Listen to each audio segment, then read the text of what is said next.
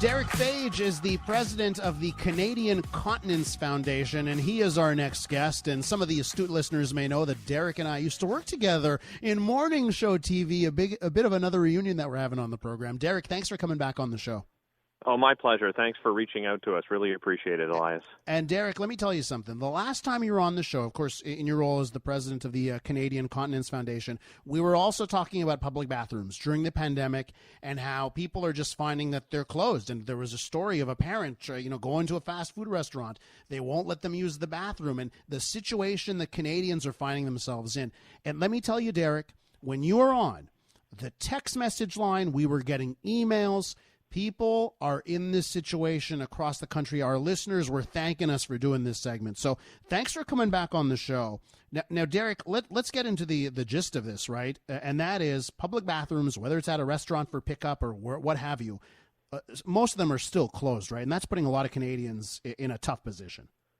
Yeah, for sure. And I mean, and we're not just talking about people that are living with incontinence, right? You have situations where truckers who are long haulers are being denied access. You have, people that deliver food through Uber Eats or Skip the Dishes and so forth, who are being denied washrooms from the actual restaurant that they're delivering for. I mean, this is a matter, in my opinion, and the Canadian Continence Foundation, a matter of human dignity, right? We've received multiple calls from individuals, of course, news outlets like yourself, decrying the toilet closures and wanting more information of what can be done.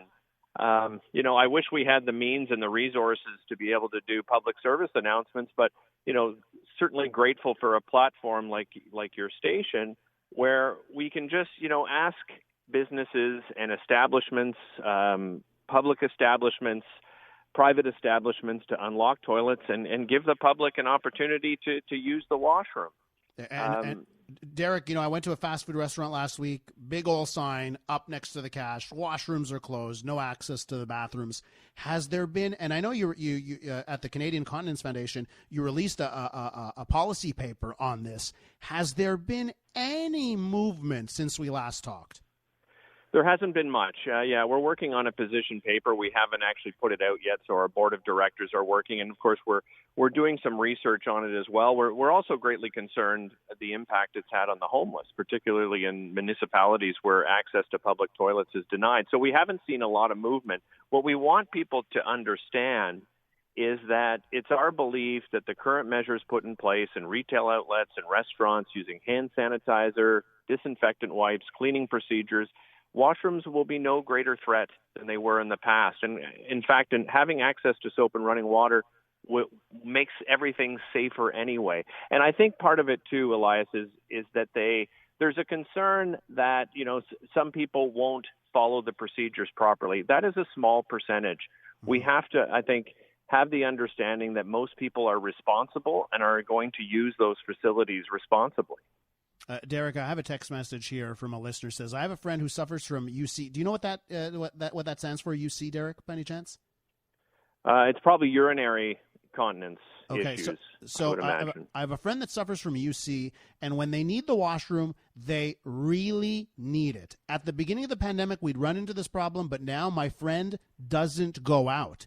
Even doing simple shopping is stressful.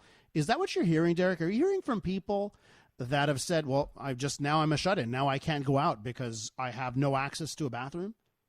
Yeah, I mean, it's a scientifically documented fact that self-isolation as a consequence of incontinence is a major cause of depression, right?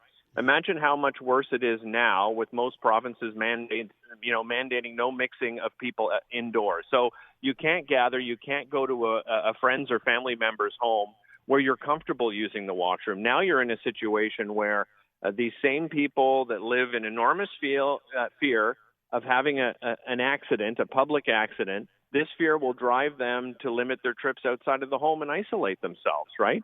What normally happens is that somebody that is living with incontinence, they'll actually map out where washrooms are available before they leave their home. And now they don't have that opportunity anymore because there's a great fear that washrooms will not be available. And you gave that example of being in a fast food restaurant and there's a sign saying that you can't use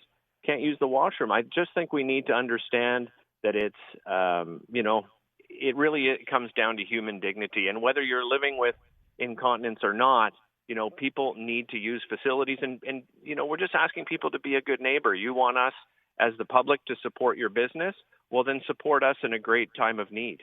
And Derick, where does this lie upon? Should it be the municipalities? Should there just be a bylaw passed? Hey, you want to open up your restaurant now? The bathroom needs to be open. If you're going to have pickup, the bathroom needs to be open. Like, it seems to me like this is an easy fix, either on the provincial level or the municipal level, for someone to say, we're going to pass this bylaw, we're going to pass this law. You want to be open, the bathroom also has to be open.